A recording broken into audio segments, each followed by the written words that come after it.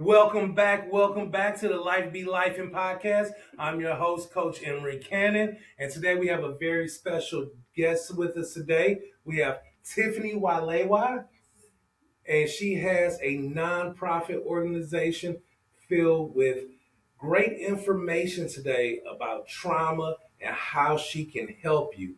Welcome, Tiffany. Thanks so much. Tell us a little bit about the organization, and first, let's talk about how they can reach you, especially those that need you right now. Okay. What's the website? What's the phone numbers? Everything we need to know. Yeah. So the name of my nonprofit is Reaching Beyond Resilience, or RBR for short. And so if you're looking to get in touch with us, the website is rbrstl.org. You are always welcome to reach out to me at 314-884-1307, or any number of email addresses. So reaching beyond resilience at Gmail, our info at rbrstl.org. If you're looking for me, it's tjw at rbrstl.org. So lots of different ways to get into contact. That's great. And in this kind of field, we definitely need every way to communicate, depending on the state of mind of the person wanting to reach out to you. Yeah. Give us a little background about it. What got you passionate enough to start a nonprofit organization? Well, first, I think it's important to just acknowledge some of the numbers around the situation. We all live here in St. Louis. I think there's things that we see on a day-to-day basis, but if we break down kind of like the data behind it, I think that also kind of serves to the reasons where RBR was created.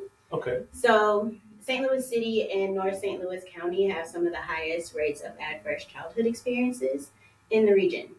And those experiences don't just disappear when you turn 18. So ACEs looks at childhood through 18. But they follow people into adulthood, obviously. And so RBR exists to meet people at every stage of the journey, from youth to adulthood, to remove barriers that have always stood between care and marginalized communities, and the mental health care that they deserve. So we know that St. Louis City and North St. Louis County have disproportionately high rates of these adverse childhood experiences. Mm-hmm. There's also a documented shortage of counselors, social workers, family therapists throughout St. Louis City and other underserved areas in the region. There is systemic barriers like cost, transportation, lack of culturally competent counselors. There's all kinds of different things that consistently prevent people across the lifespan for reaching or accessing mental health care. Let's go back to something you just mentioned there, cost. Is there a high cost when it comes to what you do? Is there a cost involved? What's the best way for us to uh, decide if we're ready for that kind of cost? Yeah, I mean, cost is a bit of a more of a complex question just because there's lots of different angles that you can take it from.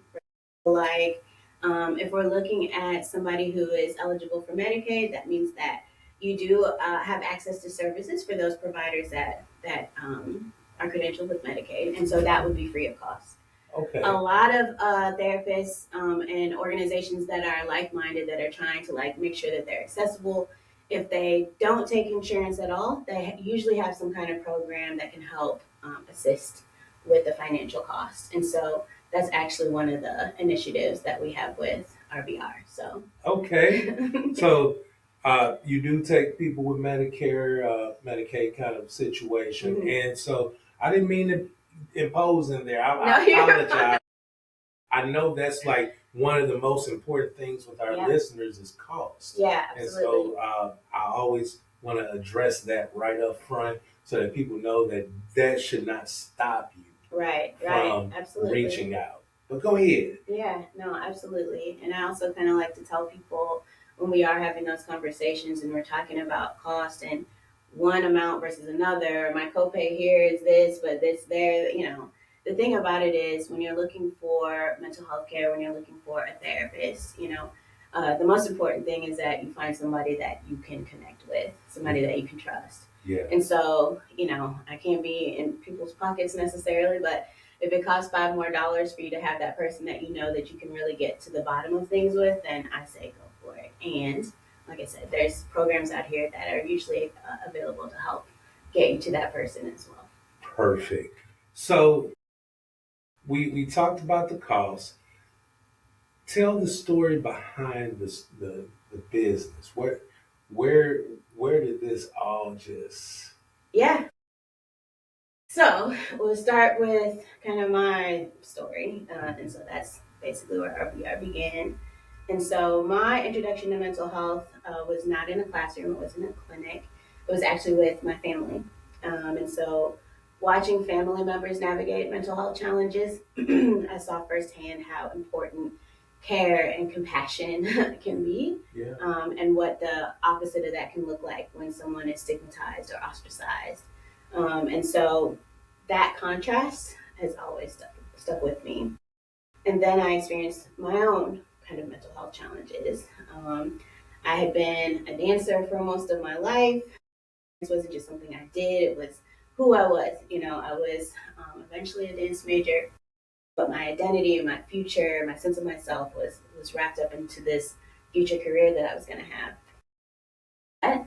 I became pregnant while I was in college, and that resulted in me being on bed rest for about 5 months. Really? And so, not only did I lose a semester in school, but I also lost that sense of identity, like who I was, the idea of what was going to happen next, like all of those things. And so, I lost a version of myself, and then of course the mental health things that come as a result of that. So, grief was real, struggle was real, navigating my own mental health challenges, but also having witnessed what my family had gone through. That combination gave me what a textbook couldn't. And so having that personal understanding is something that we hoped to reduce, or hope to connect people with services that would reduce stigma and to prevent, further isolation from care. RBR exists the way it does for that reason. It's not a clinical institution. It exists as a judgment-free space. And yeah, so I know that because it's a space that I needed as well. So how were you able to overcome the odds? Like this is a very personal question. Sure. But how were you able to overcome those odds, starting out early in parenthood and still getting to where you wanted to be in life? Yeah, I mean, absolutely, hands down, community and family. And so those are two things that are really important to me still today.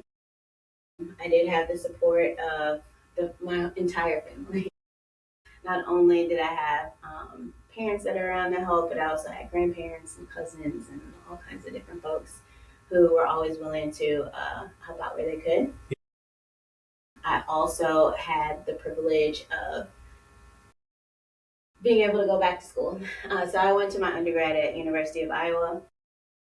And so even though I left, I was able to come back and able to finish my degrees and with a whole different emphasis now because I had somebody depended on you.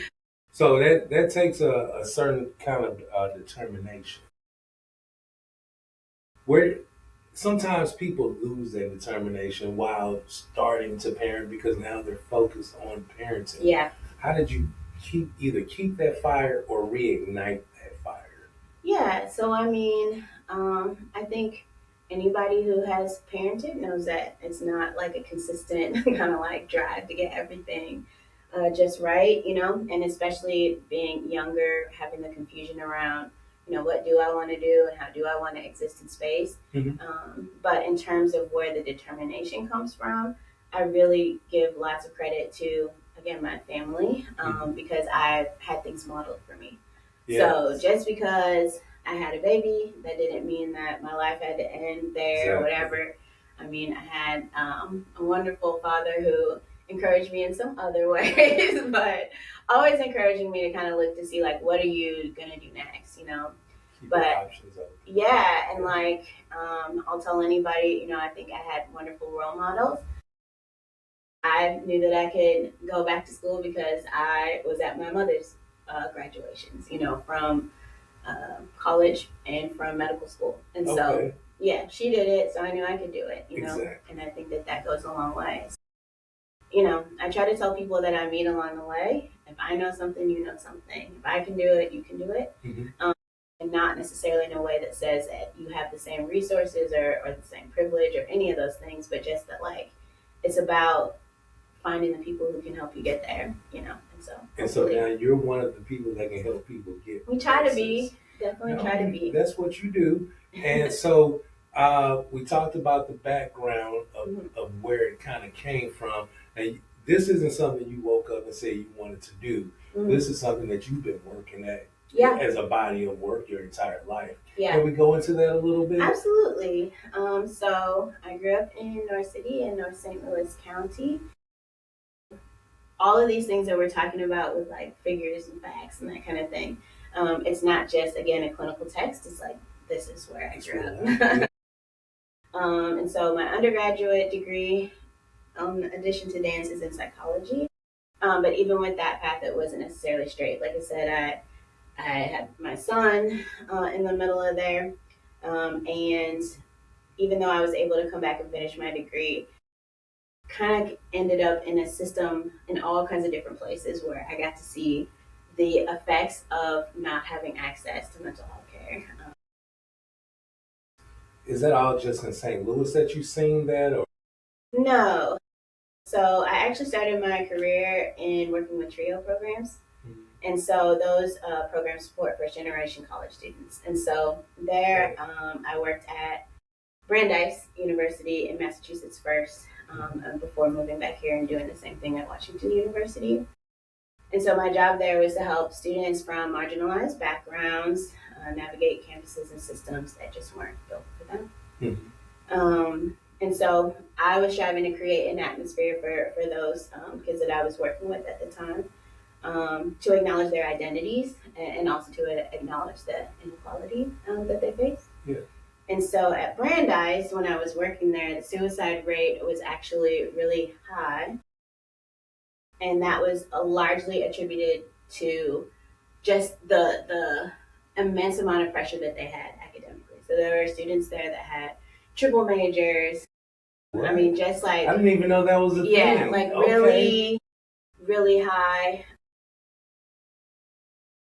expectations. But they also didn't have the mental health support to meet them. And so that's where you get kind of some of those more disparaging figures.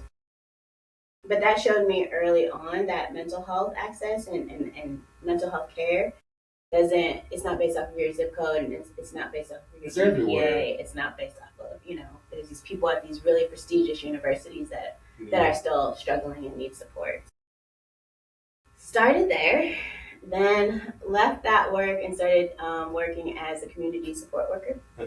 And at the organization I worked with at the time, it was like labeled high risk. So in order to be eligible for that program, you had to have been hospitalized for mental health reasons. You had to have been, had to have like extended stays, or I also worked with folks who had been found not guilty for reasons of insanity. So, kind of like the most acute of a population. And so, had a lot of wonderful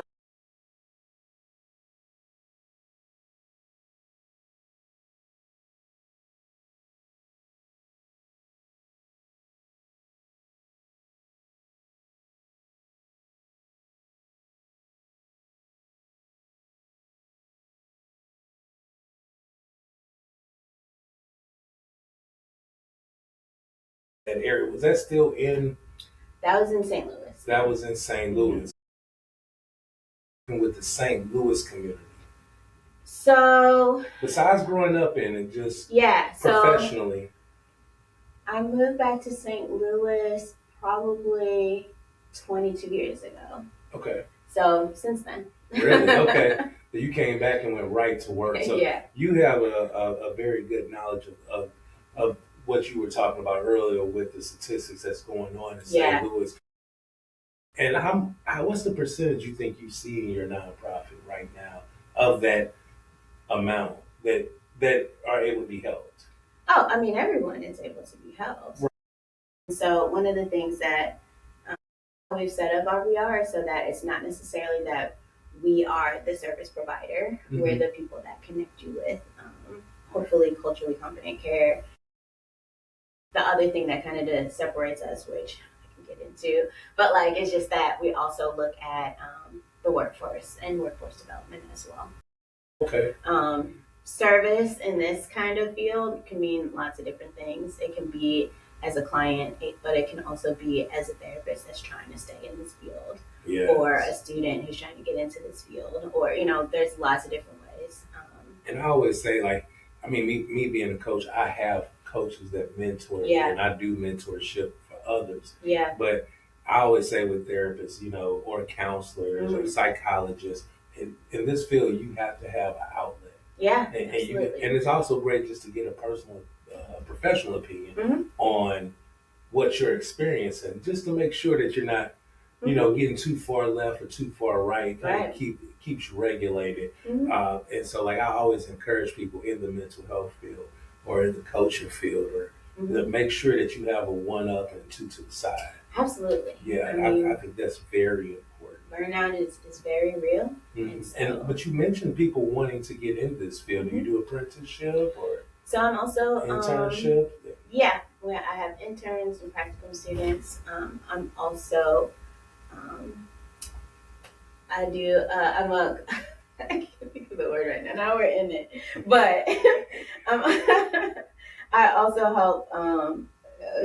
help people get their licensure. Now, So how do you do that?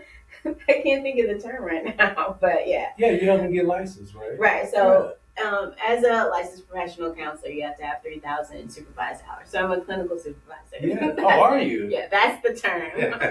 I'm at a certain age now, so things come. I understand. Look, you got a lot. Look, you've covered a lot here. Yeah. In just a small amount of time, and trying to get the information to the people that need it. It's very, very important. And this work that you do is important. It's important, especially in St. Louis, because it's where you're from, Mhm. and you definitely want to see this place prosper. And I always say this, I say it maybe a million times a day, you want to leave the place better than you found. So that's my goal to the end of time, is to, if I found it this way, how do I make it better? Yeah. And I feel like you're doing the work that does that. Trying awfully hard. Yes, absolutely, absolutely. I'm sitting here in amazement as you talk, like putting all that information together. It's incredible, and the work you do here is just amazing. What else would you tell someone? I got a few questions. Sure. What would you tell someone that's trying to get into this field? Like, where's the starting point? I mean, I think outside of just the obvious things of you have to have your certain degrees, but just kind of what we were touching on a few minutes ago, having a support system, and especially if you are a clinician that is othered in any kind of way, being in any kind of marginalized community, and I think that always naturally provides some other additional challenges. So again, community, I think if you can find one, if you're a part of one, if you create one, that's always going to be a driving force for this kind of work. And you had that, and you spoke about it a few times now. And a lot of people don't understand that the people around you, the people that you surround yourself around, are the people that's going to build you are, and vice versa. You're building them, constantly speaking life into them, and they're doing it for you. I talk a lot about being self-motivated, but I have a great support system, and it starts with family, and it doesn't have to be family. Just for those that have families that don't support their ideas or their thoughts, I always render back to what Jay-Z said. His uncle said that he had Yeah. time. Sometimes people will put on you what they lack. Sure. And so that should never be a reason why you don't go for your dreams. Mhm. And you talk about how long you thought about this, how long you've been in it, how long you've been grinding, and to get to where you are today, Yeah. to be independent like that. And I think that it's a lot to be said about that. Yeah. Congratulations and kudos Thank to you. you for Thank you. that. But I also want to talk about, so we talked about how do you get in the field, and I want to go over just one more time. Sure. How can people get in contact with you so that you can help them? Yeah, so the website is rbrstl.org, and that has all the different ways to contact us. We're also on Facebook, and I think it's Reaching Beyond is the handle. We're also on Instagram, and that's also rbrstl. Um, Phone number 314-884-1307, and then email addresses. So either reachingbeyondresilience@gmail.com. If that's too many letters, then It's not a lot of TJW. I mean, when you type it out, it's kind of It is, yeah. info@rbrstl.org, or to reach me personally, it's tjw@rbrstl.org. I got a feeling that you're going to get a lot of I hope so. emails, and I'm hoping that like you have a great program here. Anything else about your program that maybe I missed that you Yeah. want? Oh, please.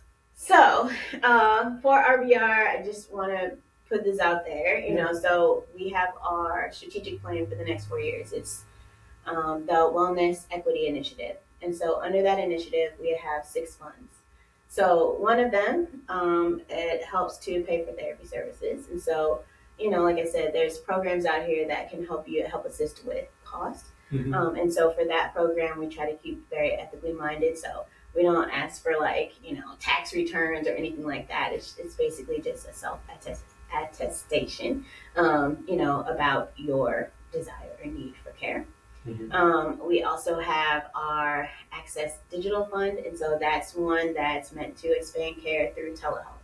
So one of the things that happened was telehealth came about, and people said, "Oh, well now there's this barrier removed," and it was for some people, but not if you don't have internet services or if you don't have good enough internet services to support that platform for telehealth. So we have a fund to help out with that. We have a fund that helps out with transportation. So we don't want people to have transportation as a barrier not to get to their appointment. So, looking for people if you just need a voucher, mileage reimbursement, something of that nature, to make sure that you get to your appointment. We have our therapist. How do they do that? All through our rbrstl.org. So by a website? Yep. We have our different applications for I feel different like things. that's so important. Yeah. It's like you're leaving all the avenues of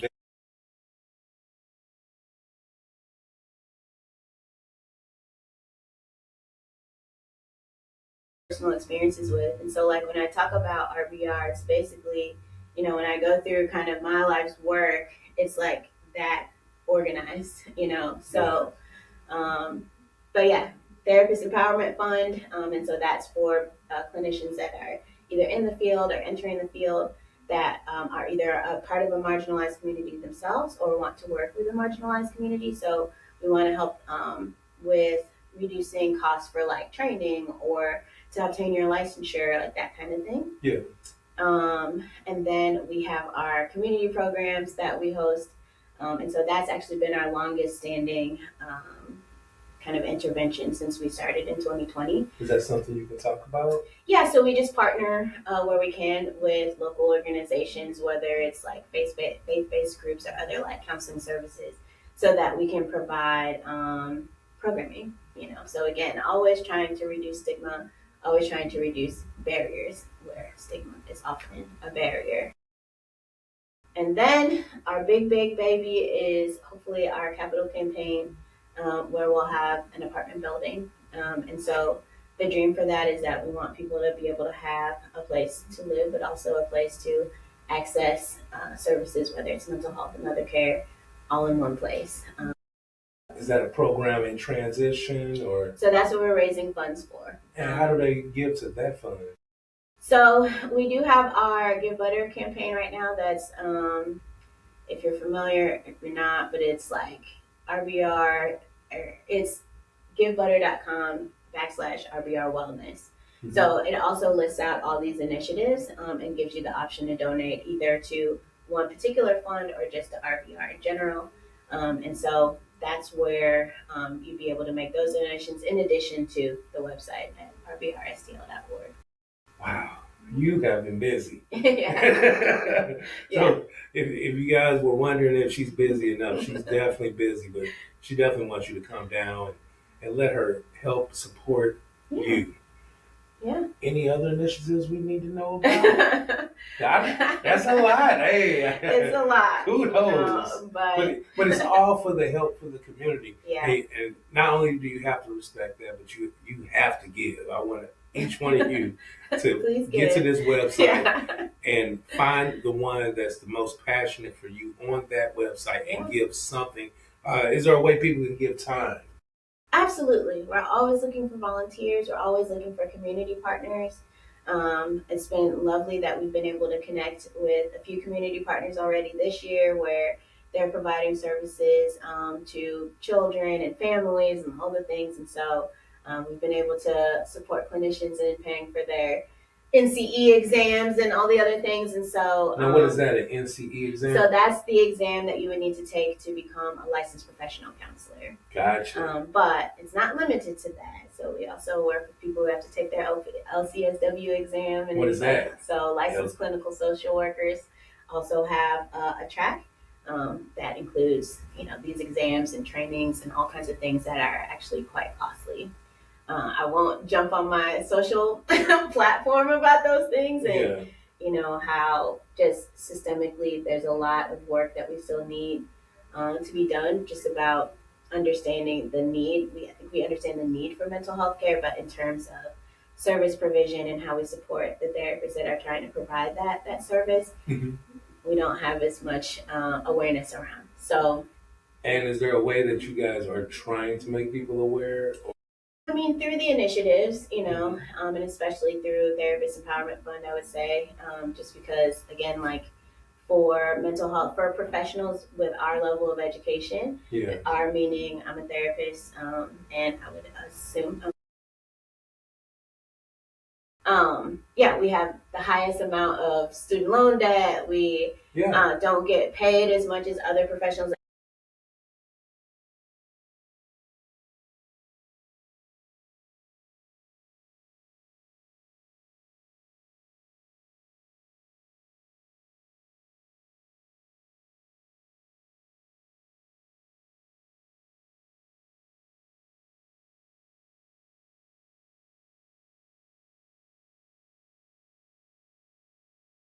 Reach out. I don't want to sound like an infomercial. That is very important. Mental health is very important, and I mean, where everybody has someone in their family that can use a little help along the way. And even though you may be supporting them, this could be the extra push that people need to get over that mountaintop. And I always want to say it means a lot to me. So I'm glad that you're out here really being very, very, very productive in the community. Yes, trying to do so. So, am I missing anything here? Do you have no? And I'm saying that because you have so much going on. That I don't want to miss any of it because the people need to know. Well, I guess if we're throwing everything out there, I also have, so if you are looking for mental health support or care, my private practice is Felicity Counseling Services. And so that's something we work with kids all the way up to grown-ups. And so we work to provide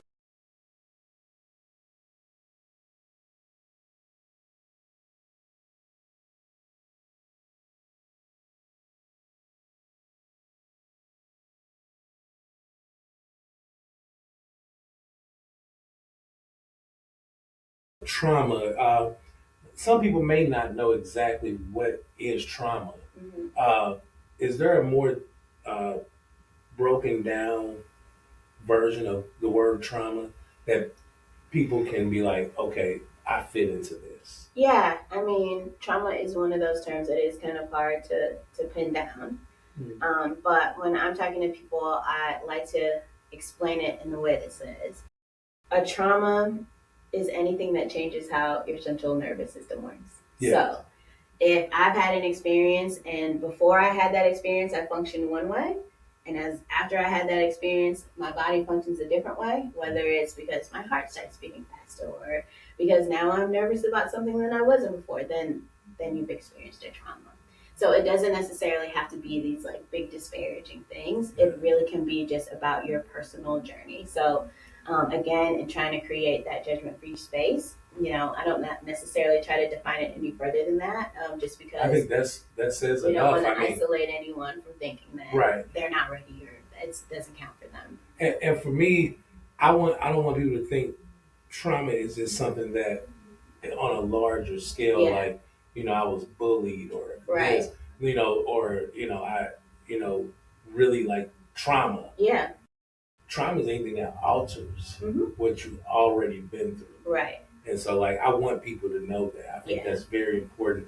And I think that would open up more doors for you because a lot of Absolutely. people just look at it as one way and really it's a more broader Absolutely. situation. And I think people sometimes don't want to identify themselves as somebody that has experienced a trauma for a number of reasons. But yeah, I mean, the thing about it is we can't work on a solution if we can't figure out where it starts from. And so if you don't want to use that term, we can use any term you feel comfortable with. But, at least at Felicity, also at RBR, we work to meet you where you are, so we use whatever term you like. Love it. Love it. Well, I want to thank you for coming on Thanks today. so much for This having was so me. amazing. I think we can put out so much great information. It's non-stop great information throughout this whole episode. And I'm hoping that everything that you're doing becomes very, very successful. Thank you so much. Thank you for being a guest, and I hope we can have you on again. Yes. And the next time you tell us about how many more people you Yeah. know. That is my wish, is to reach the one. Yeah. But if it's many, then so be it. I want everybody to get the help that they need where they need it. Yeah. If there's a lasting message you can give to somebody today about somebody that wants to do this job that you're doing, and they want to get in this business, what would that message be? My message would be that if you have an idea for a reason, and if you need the support to make that idea a reality, create the family that you can. So family isn't always, who you share DNA with, Community can mean lots of different things, and it doesn't necessarily have to start in the ways that we typically think about it. I'm always out here as a support for anybody that wants to get out into the field, and I know for lots of the people that I surround myself with, we're always available. So. Well, there you have it. Well, thank you again for coming on the show, and give them both websites right now. RBRSTL.org or FelicityCounseling.com. There it is, guys. Thank you guys for tuning in. I really appreciate you. You guys are the best. You're the best. Thank you guys so much. We'll catch you next time. Don't forget to tune in, like, share, subscribe, and the shorts will be out soon. Bye for now.